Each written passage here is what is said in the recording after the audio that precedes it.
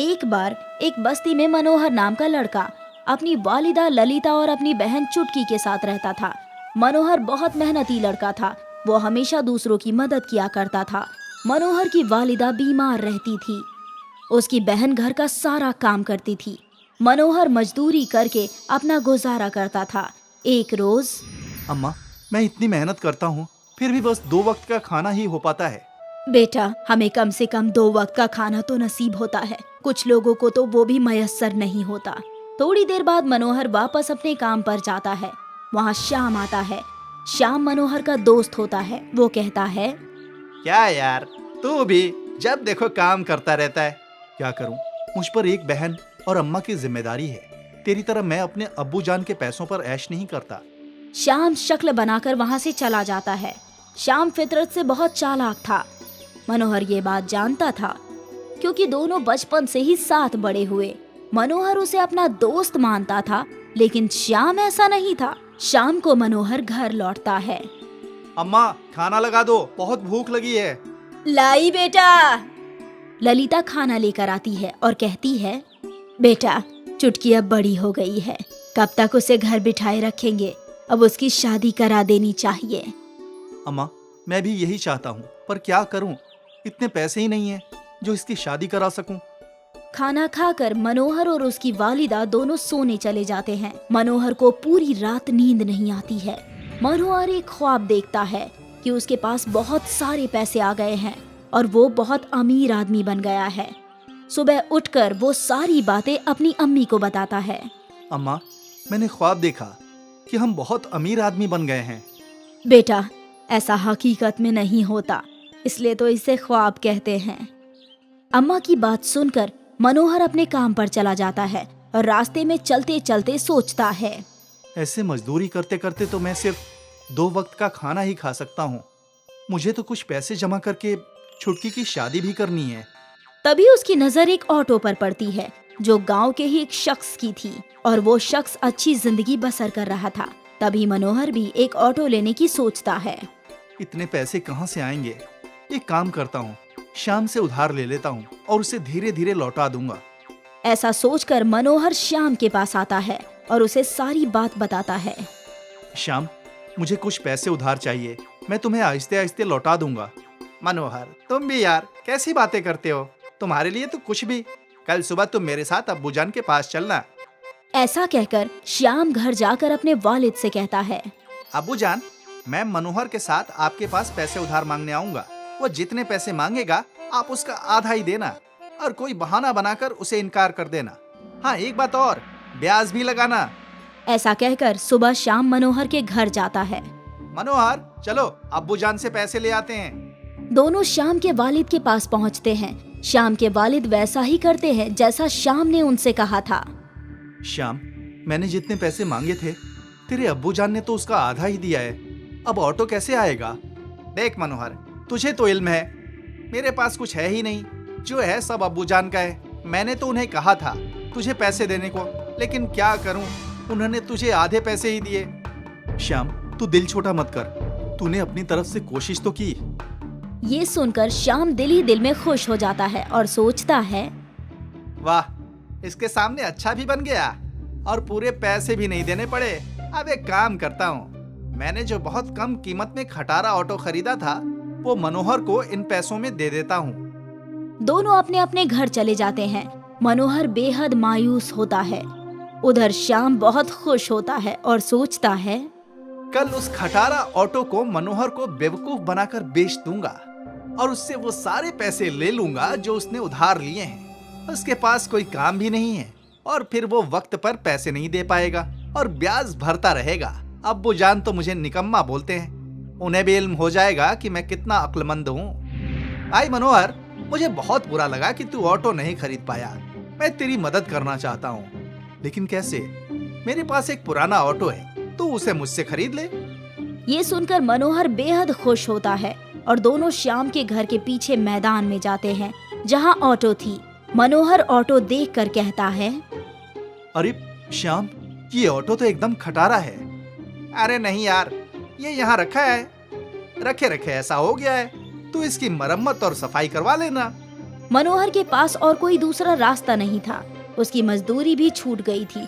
वो ऑटो श्याम से खरीद लेता है और घर आ जाता है। ये क्या, खटारा ऑटो लाया है? अम्मा, और कोई रास्ता नहीं था। उन पैसों में यही ऑटो आ पाया। अब मनोहर को भी अम्मी की बात सच लगती है और वो सोचता है, अब क्या करूं? श्याम ने ऐसा क्यों किया?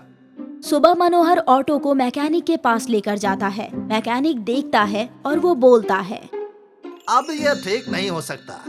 ये तो एकदम कबाड़ है। ये सुनकर मनोहर बेहद मायूस हो जाता है। मनोहर मायूस मन से घर की जानिब जाता है। तभी रास्ते में उसे एक ज़ईफा गिरी मिलती है। कोई उनकी मदद नहीं कर रहा था। मनोहर हमेशा दूसरों की मदद करता था। मनोहर उस ज़ईफा की मदद करता है। वो ज़ईफा मनोहर को एक सिक्का देती है, जिसे लेकर मनोहर घर आ जाता है। अम्मा, अब मैं क्या करूं? उस मैकेनिक ने कहा ये तो कबाड़ है, इसे रद्दी के दाम में भी कोई नहीं खरीदेगा। अम्मा मनोहर को चुप कराते हुए कहती है, बेटा तू मत रो, ऊपर वाला सब देख रहा है। तूने कभी किसी का बुरा नहीं किया, सबकी हमेशा मदद ही की है। ऊपर वाला तेरे साथ भी अच्छा ही करेगा। थोड़ी देर बाद मनोहर अपने आप को संभालते हुए अम्मी को रास्ते में हुआ वाकया बताता है और उन्हें वो सिक्का दिखाता है। बेटा, ये सिक्का संभाल कर रखना, ये उस ज़ईफा की बरकत है। ठीक है। उसके बाद मनोहर ऑटो में बैठकर कहता है, मैंने सोचा था कि ये ऑटो ठीक हो जाएगा तो पैसे कमाकर छुटकी की शादी करूंगा, फिर सब ठीक हो जाएगा, लेकिन ऐसा कुछ नहीं हुआ। कोई बात नहीं। ये कहकर मनोहर ऑटो चालू करने के लिए चाबी ऑटो में घुमाता है। तभी ऑटो एक सोने की ऑटो में तब्दील हो जाती है, जिसे देखकर बाहर खड़ी अम्मी कहती है, बेटा मनोहर देख, ये ऑटो तो सोने के ऑटो में तब्दील हो गया है। मनोहर ऑटो से बाहर निकलकर कहता है, अम्मा, ये तो पूरे सोने के ऑटो में तब्दील हो गया, ये कैसे हो सकता है? तभी सामने वही ज़ईफा खड़ी होती है।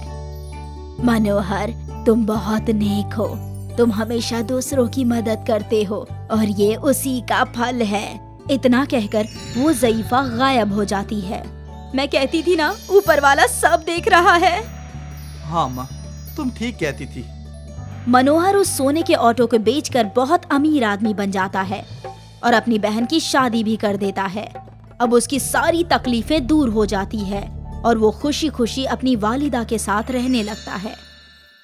एक बार एक बस्ती में मनोहर नाम का लड़का अपनी वालिदा ललिता और अपनी बहन चुटकी के साथ रहता था। मनोहर बहुत मेहनती लड़का था। वो हमेशा दूसरों की मदद किया करता था। मनोहर की वालिदा बीमार रहती थी। उसकी बहन घर का सारा काम करती थी। मनोहर मजदूरी करके अपना गुजारा करता था। एक रोज, अम्मा, मैं इतनी मेहनत करता हूँ, फिर भी बस 2 वक्त का खाना ही हो पाता है। बेटा, हमें कम से कम 2 वक्त का खाना तो नसीब होता है, कुछ लोगों को तो वो भी मयस्सर नहीं होता। थोड़ी देर बाद मनोहर वापस अपने काम पर जाता है। वहाँ श्याम आता है। श्याम मनोहर का दोस्त होता है। वो कहता है, क्या यार, तू भी जब देखो काम करता रहता है। क्या करूं, मुझ पर एक बहन और अम्मा की जिम्मेदारी है। तेरी तरह मैं अपने अब्बू जान के पैसों पर ऐश नहीं करता। श्याम शक्ल बनाकर वहाँ से चला जाता है। श्याम फितरत से बहुत चालाक था।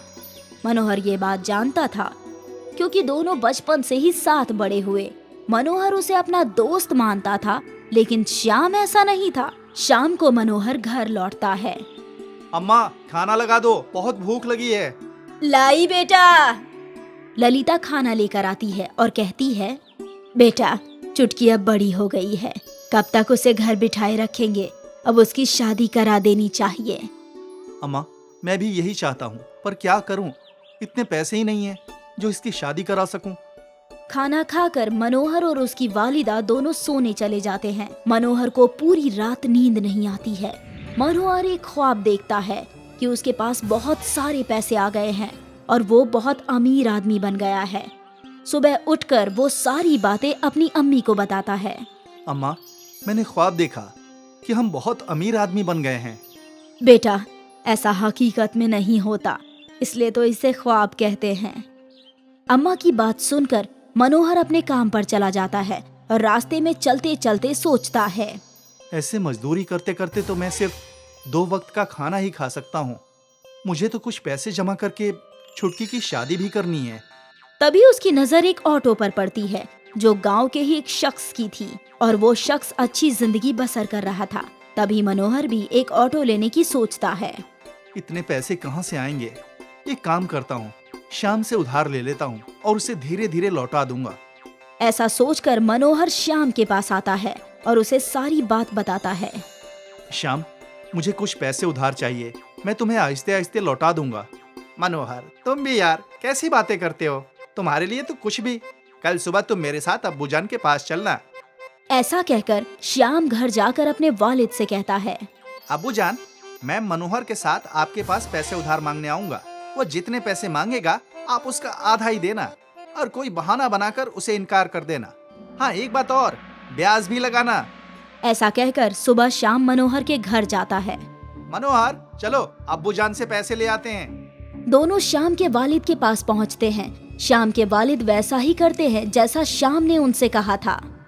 श्याम, मैंने जितने पैसे मांगे थे तेरे अब्बूजान ने तो उसका आधा ही दिया है। अब ऑटो कैसे आएगा? देख मनोहर, तुझे तो इल्म है, मेरे पास कुछ है ही नहीं। जो है सब अब्बूजान का है। मैंने तो उन्हें कहा था तुझे पैसे देने को, लेकिन क्या करूं, उन्होंने तुझे आधे पैसे ही दिए। श्याम, तू दिल छोटा मत कर, तूने अपनी तरफ से कोशिश तो की। ये सुनकर श्याम दिल ही दिल में खुश हो जाता है और सोचता है, वाह, इसके सामने अच्छा भी बन गया और पूरे पैसे भी नहीं देने पड़े। अब एक काम करता हूँ, मैंने जो बहुत कम कीमत में खटारा ऑटो खरीदा था वो मनोहर को इन पैसों में दे देता हूँ। दोनों अपने अपने घर चले जाते हैं। मनोहर बेहद मायूस होता है।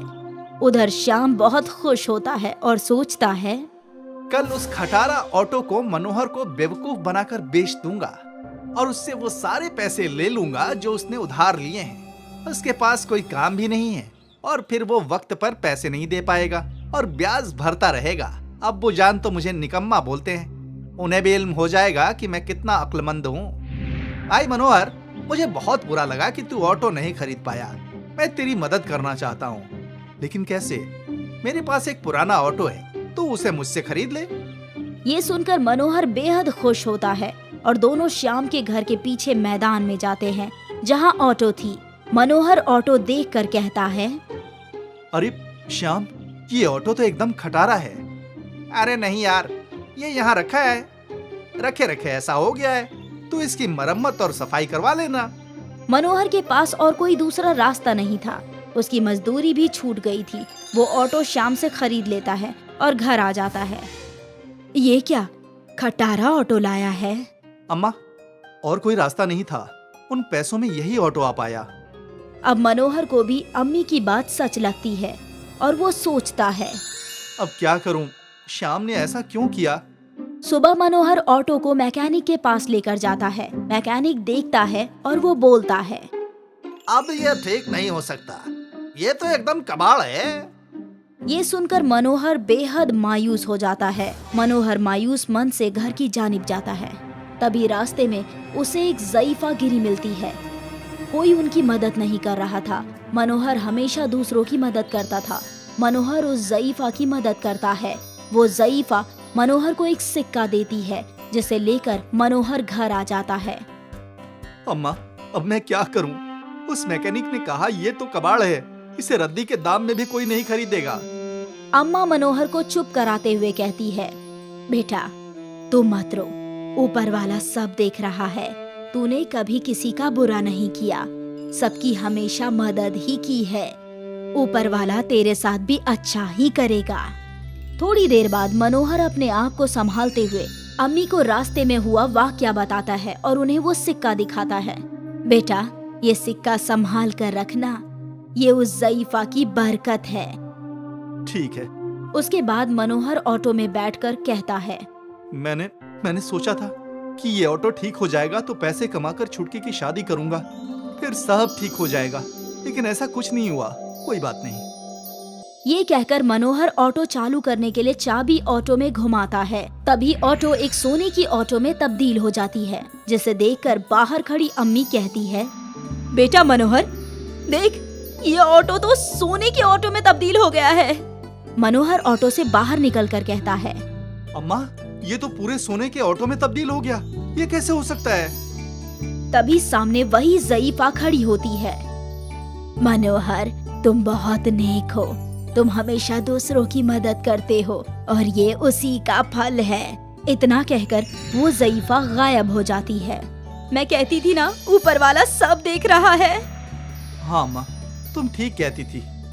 मनोहर उस सोने के ऑटो को बेचकर बहुत अमीर आदमी बन जाता है और अपनी बहन की शादी भी कर देता है। अब उसकी सारी तकलीफें दूर हो जाती है और वो खुशी खुशी अपनी वालिदा के साथ रहने लगता है।